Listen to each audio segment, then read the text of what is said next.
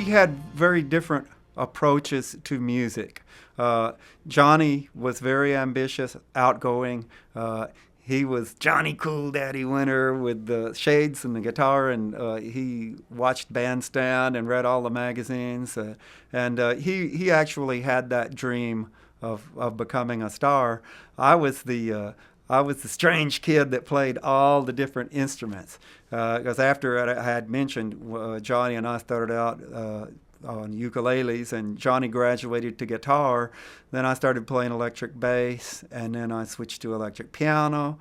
I played drums for a while, and then in high school I got interested in horns. I found my dad's old alto sax up in the attic, and learned to play alto, tenor, baritone, soprano sax. I played a little trumpet, a little trombone, and I loved Ray Charles. Ray is my most profound musical influence, and he had a great horn band. So I learned to arrange from my piano teacher, Hazel Bergman, who was very, very supportive and encouraging and helpful in a lot of ways. And she showed me how to read and write and helped with my arranging. And Johnny always loved the blues. He loved Muddy Waters, Lightning Hopkins, the Howlin' Wolf.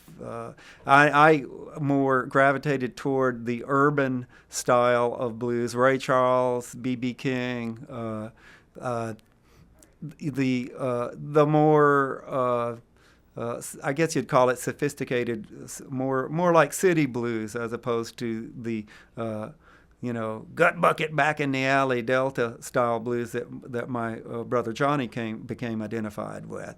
But if there's any common thread that runs throughout all our music, it is definitely blues, and I think I'm perceived as a Southern blues rocker.